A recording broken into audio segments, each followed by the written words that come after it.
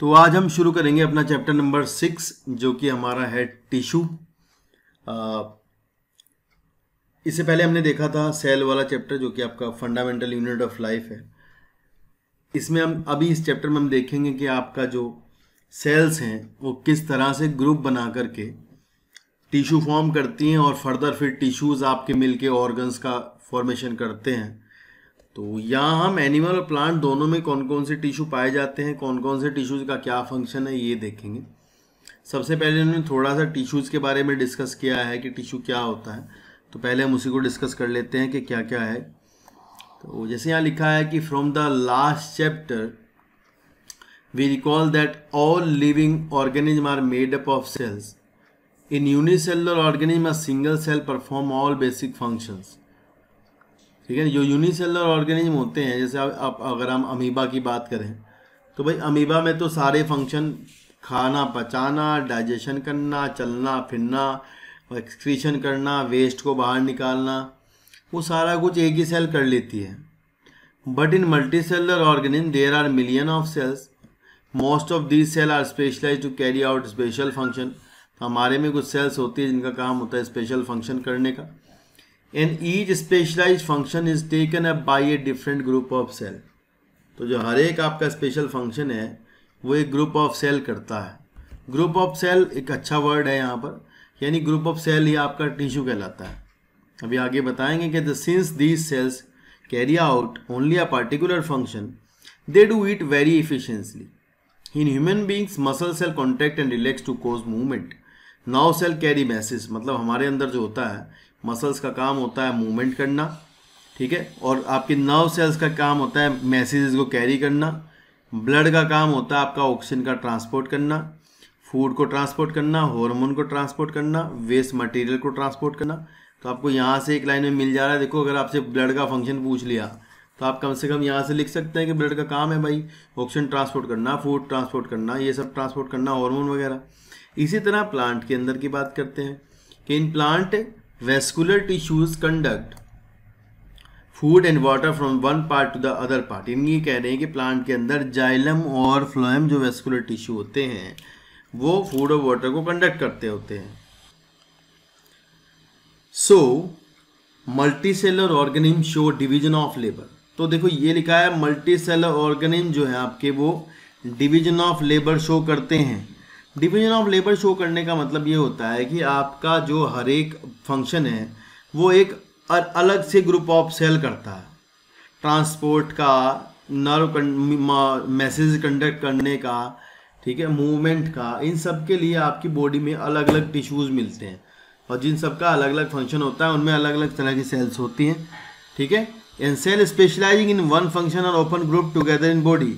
यानी एक ही तरह का फंक्शन करने वाली सेल जो होती हैं वो आपकी एक ही तरह का ग्रुप फॉर्म कर लेती हैं, ठीक है ना। And the group is called as tissue. This means that a particular function is carried out by a cluster of cells at a definite place in the body. तो ये कह रही हैं कि भाई ऐसा है कि आपकी बॉडी में क्लस्टर ऑफ सेल मिलकर के, मतलब एक सेल का जो ग्रुप होता है वो आपका, जो कि आपका विशेष डेफिनेट प्लेस पर बॉडी में पाया जाता है, मिलता है, वो आपका क्या कहलाता है, टिश्यू कहलाता है। आप इस बात का ध्यान रखना। All cells of the tissue originated from a same point. एक जगह से ओरिजिनेट होते हैं, एक जगह एक जैसा ही फंक्शन करते होते हैं। जैसे यहाँ लिखा है कि this cluster is called as the tissue and is arranged and design so as to give the highest possible efficiency of function. यानी कि ये क्या करते हैं, किसी फंक्शन को हाईएस्ट स्पेसिफिसिटी देते हैं। नेक्स्ट लिखा है blood, phloem and muscle cell are example of tissue. ठीक है, ब्लड आपका एक टिश्यू है, फ्लोएम भी आपका एक टिश्यू है, और फ्लोएम मतलब प्लांट का टिश्यू है और मसल सेल हमारे टिश्यू है। नेक्स्ट लिखा है group of cell that are similar in structure and work together to achieve a particular function form a tissue. तो यहाँ से भी आप टिश्यू की डेफिनेशन को लिख सकते हैं कि एक सेल का ऐसा ग्रुप जिसके सिमिलर स्ट्रक्चर हो और सारे मिलकर के एक साथ काम करते हों तो उसको हम क्या कहते होते हैं, एक टिश्यू कहते होते हैं। नेक्स्ट हेडिंग है हमारा are plants and animal made of same type of tissue. Plant animal एक तरह के टिश्यू के बने होते हैं? बिल्कुल नहीं बने होते हैं, दोनों अलग अलग तरह के टिश्यू के बने होंगे। प्लांट अलग टिश्यू के होते हैं, एनिमल अलग टिश्यू के होते हैं। Let us compare the structure and function. Do plant and animal have the same structure? Do they both perform similar function? तो चलिए देखते हैं यहाँ क्या क्या बताया हुआ है। इन्होंने बताया कि भाई there are noticeable difference between two. दोनों में आपको नोटिसेबल डिफरेंस मतलब जो सामने सामने से डिफरेंस देखने में समझ में आ जाएंगे। एंड प्लांट आर स्टेशनरी और फिक्स्ड। प्लांट आपके फिक्स होते हैं, ज़्यादा चलते फिरते नहीं है, मूवमेंट नहीं करते हैं। They don't move and since they have to be upright and they have large quantity of supportive tissue and the supportive tissue generally have dead cells. तो प्लांट में ऐसा होता है कि डेड टिश्यू भी पाया जाता है, डेड टिश्यू मिलता है, क्योंकि वे प्लांट आपके जो हैं सीधे खड़े रहते हैं, सपोर्ट उनको चाहिए होती है, सपोर्टिंग फ्रेमवर्क चाहिए होता है। Animal on the other hand move around. तुम तो चलते फिरते हो, फूड की तलाश करनी होती है, वो अपने आप बना लेते हैं। And they consume more energy as compare to plant. Most of the tissue they contain are living. तो इसलिए हमारे अंदर ज़्यादातर टिश्यू जैसे कैसे होते हैं, लिविंग होते हैं। Another difference between animals and plant is the pattern of growth and the growth in plant is limited to certain region. तो भाई ऐसा है, प्लांट के अंदर ग्रोथ जो होती है एक विशेष प्रकार का रीजन होता है, उसमें मिलती है, ऐसा नहीं कि कहीं भी। While this is not in animal. There are some tissue in plant that divide throughout the life. Plant में कुछ ऐसे टिश्यू होते हैं जो पूरी उम्र पूरा टाइम डिवाइड कर सकते हैं, उन्हें हम कहते हैं मेरिस्टेमेटिक टिश्यू, आगे आएगा वो। And the tissue are localised in certain region, मतलब ये टिश्यू आपके किसी विशेष रीजन में रहते हैं, सर्टेन रीजन में पाए जाते हैं।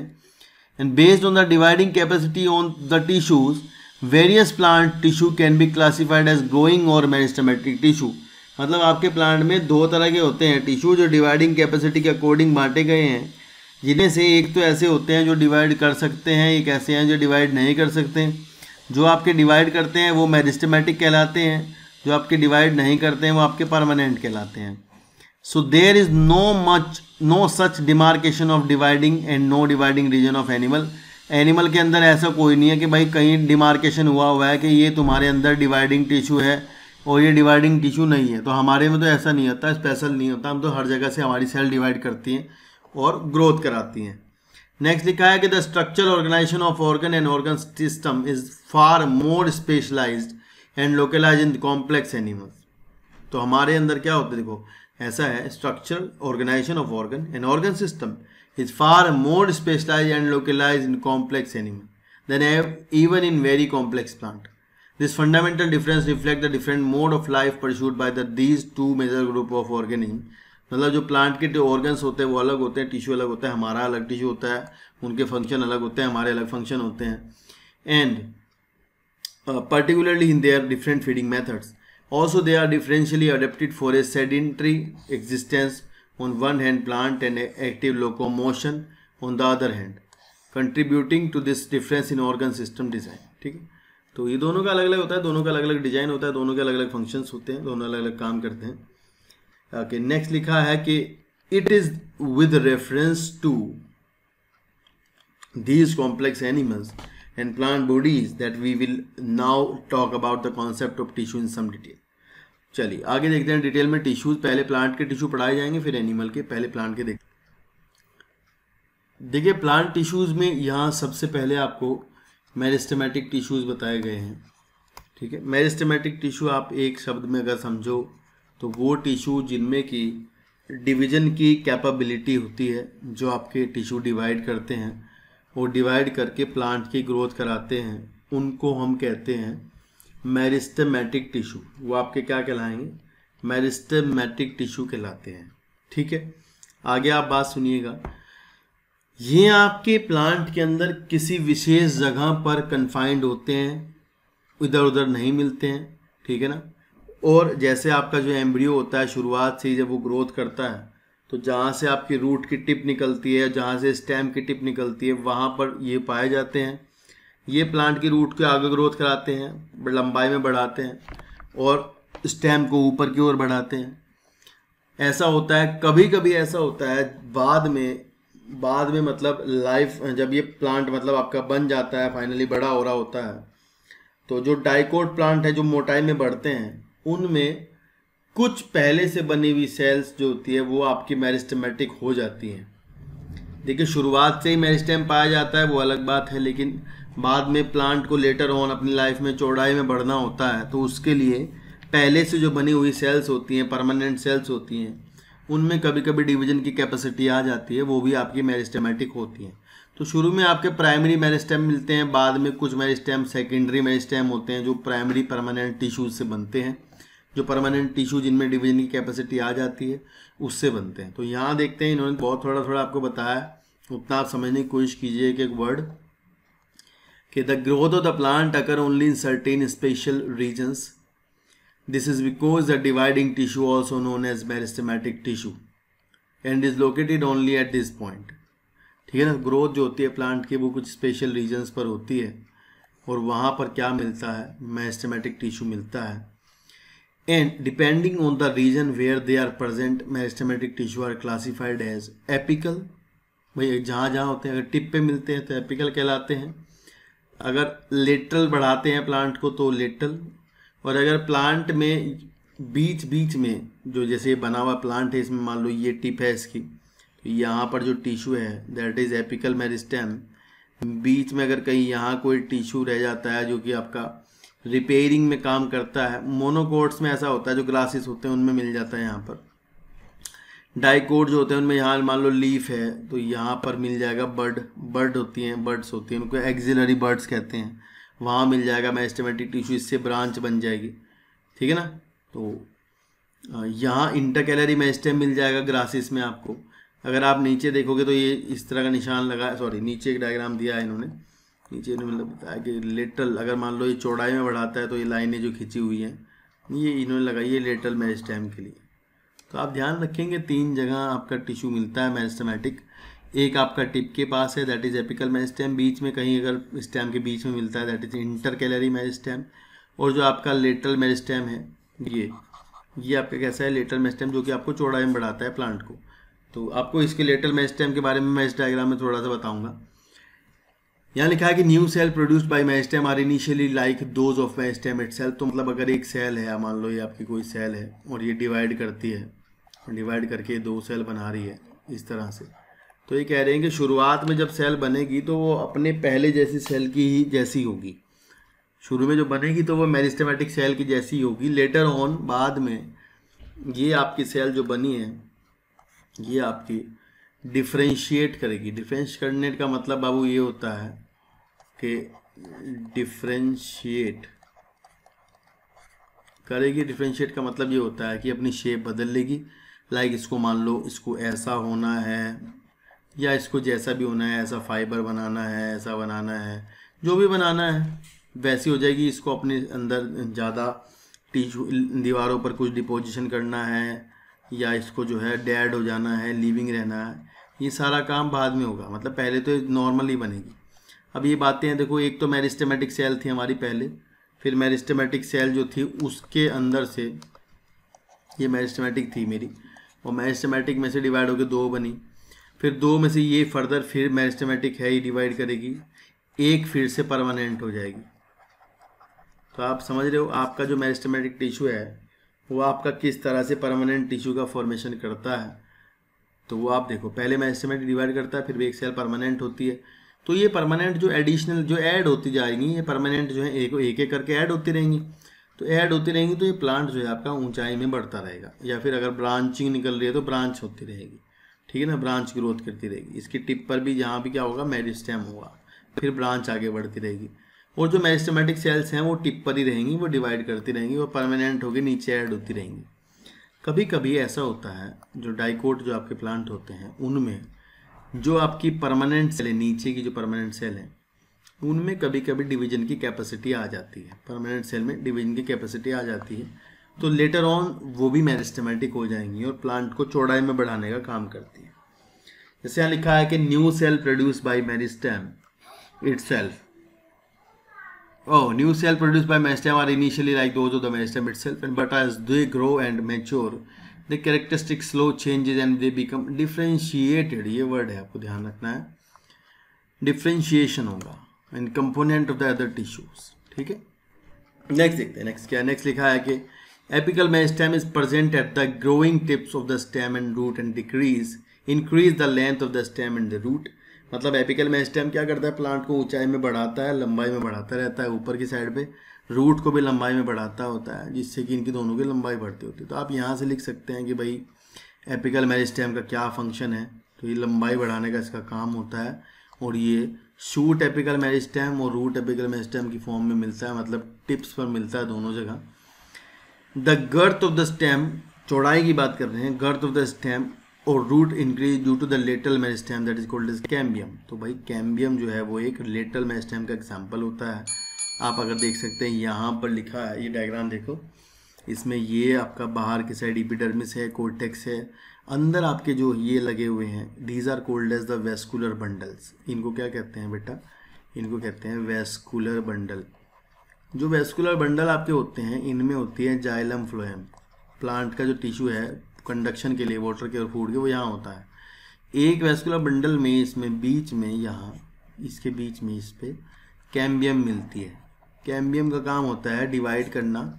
और देखो अगर ये कैम्बियम डिवाइड करेगा तो ये प्लांट जो है आपका चौड़ा इधर की साइड को बाहर को बढ़ेगा, क्योंकि ये मान लो सेल डिवाइड करेंगी तो नीचे जाइलम बनाएगी इसमें, क्योंकि ये वेस्कुलर बंडल जो है आपका, ये एक वेस्कुलर बंडल है, तो इसमें यहाँ पर जाइलम है, यहाँ पर फ्लोएम है, और ये सेल जो बीच में है ये डिवाइड करेंगी तो इधर जाइलम बनाएंगे, इधर की साइड पे फ्लोएम बनाएंगे। इससे क्या होगा, प्लांट आपका चौड़ाई में बढ़ना शुरू हो जाएगा। लेकिन ये कैम्बियम वेस्कुलर बंडल के बीच बीच में ही है, बराबर में तो नहीं है।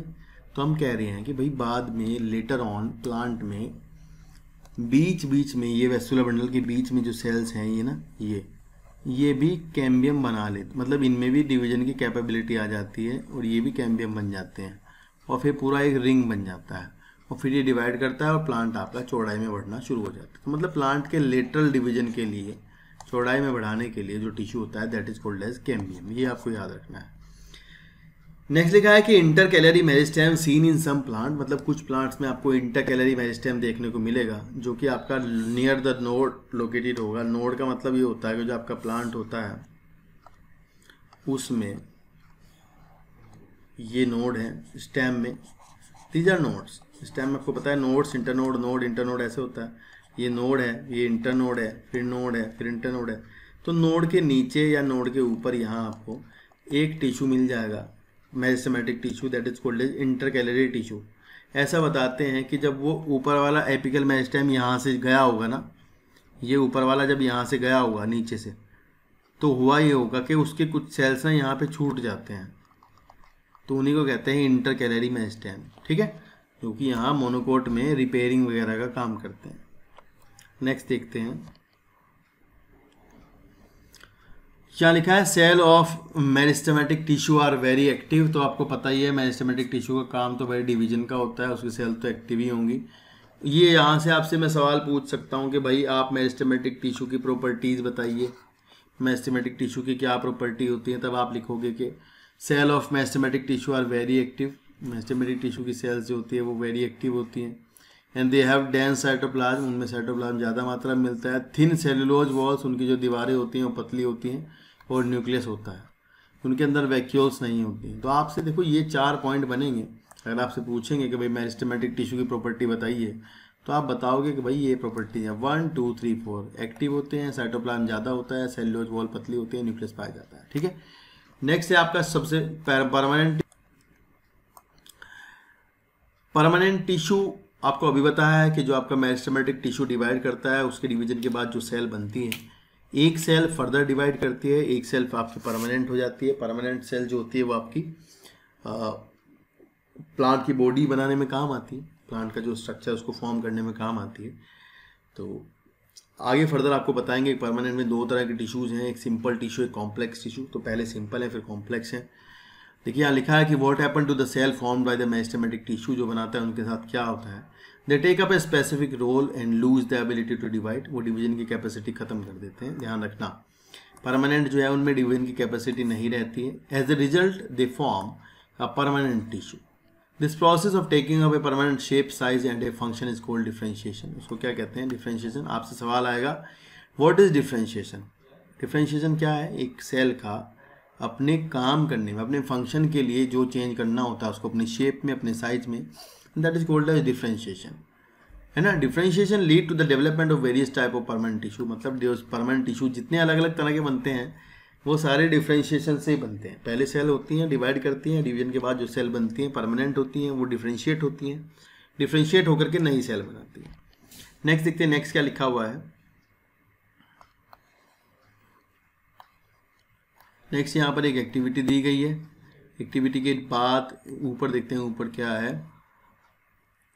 यहाँ इन्होंने दिया है सीधा टाइप्स ऑफ टिश्यूज, मतलब सबसे पहले इन्होंने सिंपल परमानेंट टिश्यू आपको बताया है, ठीक है ना। तो मतलब इसके बाद आपको कॉम्प्लेक्स पढ़ाए जाएंगे, तो पहले हम सिंपल देख लेते हैं। सिंपल कैसे होते हैं? सिंपल का मतलब है कि a few layer of cell beneath the epidermis are generally simple permanent tissue. ये कह रहे हैं कि एपिडर्मिस के नीचे का जो टिश्यू होता है that is simple permanent. Epidermis मतलब जो बाहर की लेयर होती है वो, उसके नीचे जो टिश्यू है वो सारा सिंपल परमानेंट टिश्यू है। That is parenchyma is the most simplest one. ठीक है, करें parenchyma is the most simplest one. तो टाइप्स आपके यहाँ 3 टाइप का पढ़ाया जाएगा भैया। एक तो पैरेन्काइमा, एक आपको पढ़ाया जाएगा पैरेन्काइमा, एक आपको पढ़ाया जाएगा कोलेन्काइमा, एक आपको पढ़ाया जाएगा स्क्लेरेन्काइमा। तो पहले शुरू करते हैं यहाँ से। यहाँ लिखा है कि भाई parenchyma is the most common simple permanent tissue. It consist of relatively unspecialised cell with the thin cell wall.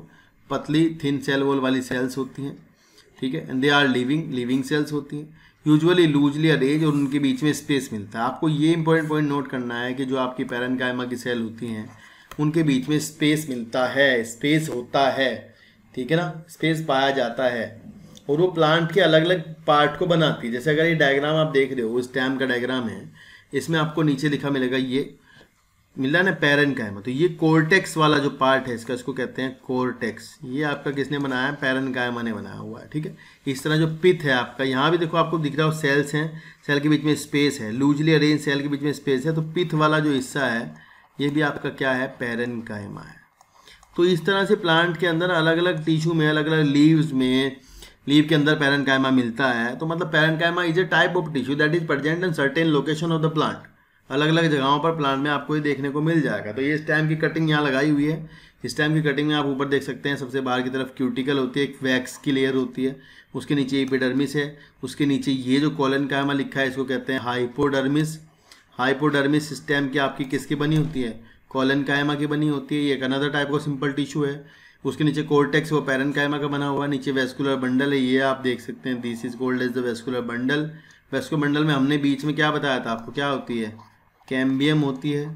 नीचे क्या होती है? जाइलम है। ऊपर क्या है इसके? फ्लोएम है, ठीक है ना। तो अब फ्लोएम जाइलम तो कॉम्प्लेक्स टिश्यू है, हम आपको आगे पढ़ाएंगे।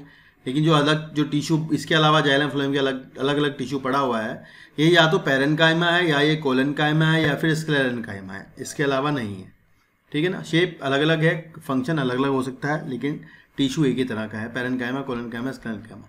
तो जहाँ भी देखो यहाँ लिखा है कि जहाँ भी पैरेन्काइमा है वो क्या करता है? स्टोर करता है फूड को। नेक्स्ट देखते हैं, नेक्स्ट क्या होता है। नेक्स्ट लिखा है कि in some situations it contain chlorophyll. मतलब ये कह रहे हैं कि भाई ऐसा है, कभी कभी पैरेन्काइमा के अंदर, जो आपका पैरेन्काइमा होता है, उस पैरेन्काइमा के अंदर आपका लाइक ये डायग्राम अगर आप देखें तो कुछ इस तरह की सेल्स आपको दिखाई देती हैं। किसकी? पैरेन्काइमा की। लूजली अरेंज होती हैं।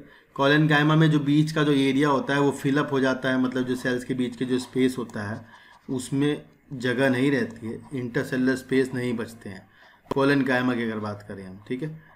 और ये लिविंग सेल्स होती हैं पर। लेकिन इसी तरह अगर आप देखोगे स्क्लेरेन्काइमा, तो वहाँ सेल डेड हो जाएंगी और स्पेस तो होगा ही नहीं, कॉम्पैक्टली अरेंज होंगी, ठीक है।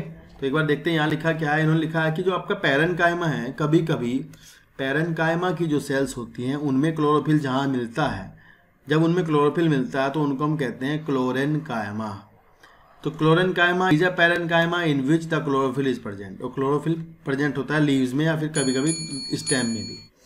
इन एक्वेटिक प्लांट, पानी वाले प्लांट जिनको तैरना होता है, उनमें पैरेन्काइमा के बीच में लूजली स्पेस सेल, मतलब ऐसे ज़्यादा स्पेस मिलता है। ज़्यादा स्पेस मिलता है मतलब एयर कैविटीज़ मिलती हैं, और एयर कैविटीज़ को तैरने में मदद करती हैं। तो इस तरह का आपका जो होगा उसको कहेंगे एरेनकाइमा, तो मतलब एरेनकाइमा और chlorenchyma is a type of parenchyma. तो एरेनकाइमा कहाँ मिलता है? पानी वाले प्लांट्स में, ठीक है, लार्ज एयर कैविटीज मिलती हैं इनके बीच में। क्लोरेनकाइमा कहाँ मिलता है? जहाँ क्लोरोफिल मिलता है। नेक्स्ट है the flexibility in plant is due to the another type of tissue collenchyma. It allow the bending of various part of plant like tendrils. जो बेंडिंग वाले पार्ट होते हैं वहाँ आपको कोलेनकाइमा मिलता है, ठीक है, वो विदाउट ब्रेकिंग, मतलब टूटता नहीं, फ्लेक्सिबिलिटी प्रोवाइड करता है तो टूटेगा थोड़ा ही। And it also provide mechanical support. इसका काम होता है कि प्लांट को मैकेनिकल सपोर्ट प्रोवाइड कराता है, ठीक है। आपको कहाँ मिल जाएगा? जो लीफ की जो स्टॉक होती है, आपकी पत्तियां देखना हवा में मुड़ती रहती हैं, टूटती नहीं है ना, तो वो इसलिए फ्लटर करते हैं क्योंकि जो उसका पेटियोल होता है, नीचे का जो डंडी होती है, स्टॉक होती है, उसमें आपको कोलेनकाइमा मिलता है पेटियोल के अंदर। The cell of the tissue are living. Cell living होती है, इलोंगेटेड होती हैं, इरेगुलरली थिकनड होती हैं एट द कॉर्नर्स। कॉर्नर पर थिकन होती हैं क्योंकि उसकी कॉर्नर्स पर भर जाता है एक कंपाउंड जिसको कहते हैं पेक्टो सेल्यूलोज। ये भरा रहता है पेक्टो सेल्यूलोज, ठीक है। चलिए, तो इसमें स्पेस नहीं होता है, ध्यान रखना, क्योंकि ये कॉम्पैक्टली अरेंज होती हैं, लेकिन लिविंग होती हैं, आपकी फ्लेक्सिबिलिटी प्रोवाइड कराती हैं, मैकेनिकल सपोर्ट देती है। नेक्स्ट देखते हैं। नेक्स्ट है आपका, इन्होंने बताया स्क्लेरेनकाइमा के बारे में। इन्होंने कहा कि yet another type of permanent tissue is sclerenchyma and it is the tissue which make the plant hard and stiff. मतलब ये वो टिश्यू है जो आपके प्लांट को हार्ड बनाता है और स्टिफ बनाता है। And we have seen the husk of coconut. अगर आपने देखा हो कोकोनट के ऊपर जो आपका हस्क चढ़ा होता है वो आपका हार्डेंड फाइबर्स होते हैं जो आपके स्क्लेरेनकाइमा के बने होंगे। The cell of the tissue are dead. Dead होती हैं, ध्यान रखना, पीछे वाले दोनों लिविंग होते हैं, they are dead. They are long narrow as wall as thicken and lignin. तो ध्यान रखना, इनकी जो दीवारें होती हैं उसमें लिग्निन होता है जमा, और दीवारें जो हैं इनकी मोटी हो जाती हैं, थिक हो जाती हैं, ठीक है, और इनका प्रोटोप्लाज्म लोस्ट हो जाता है, जीवित नहीं रहते हैं। ये मैकेनिकल सपोर्ट प्रोवाइड करते हैं, ठीक है, थिकेंड होते हैं तो मैकेनिकल सपोर्ट ही देंगे। लिखा है often these walls are so thick that there is no internal space inside the cell. अंदर भी स्पेस नहीं होता सेल के। And the tissue is present in stem. Stem में मिलता है, ठीक है, around the vascular bundle. Vascular bundle के चारों तरफ मिलता है। अब ध्यान रखना, इन्होंने लिखा है वेस्कुलर बंडल के चारों तरफ मिलता है, मतलब इंपॉर्टेंट लाइन है। तो स्टेम के जो वेस्कुलर बंडल होते हैं उनके चारों तरफ कुछ सेल्स होती हैं, वो कि इसकी बनी होंगी, स्क्लेरेनकाइमा की बनी हुई हो सकती हैं। In the veins of leaves. Leave की जो वेन होती हैं उसमें मिलता है। Hard covering of seed and nut. जो आपके अखरोट बादाम की कवरिंग्स होती है वहाँ मिलता है, क्योंकि ये स्क्लेरेनकाइमा है, क्योंकि ये मजबूत है, हार्ड है, ठोस है, कठोर है, ठीक है ना। और provide strength to the plant part. मतलब ये प्लांट के सारे पार्ट को क्या प्रोवाइड करता है? स्ट्रेंथ प्रोवाइड कराता है। ध्यान रखना, ये आपको दिख रहा है थर्ड वन, द फाइबर। ये फाइबर जैसा है, लेकिन आपको कई जगह इसकी सेल्स भी मिलेंगी। तो सेल्स मिलेंगी मतलब वो उनमें, वो जैसे नट्स में जो मिलती हैं वहाँ क्या होती है? सेल्स होती हैं, और वहाँ ये अंदर इस तरह से उसमें पूरे में सेल के अंदर लिग्निन भरा रहता है। उनको हम कहते हैं स्क्लेरिड्स। क्या कहते हैं? स्क्लेरिड्स।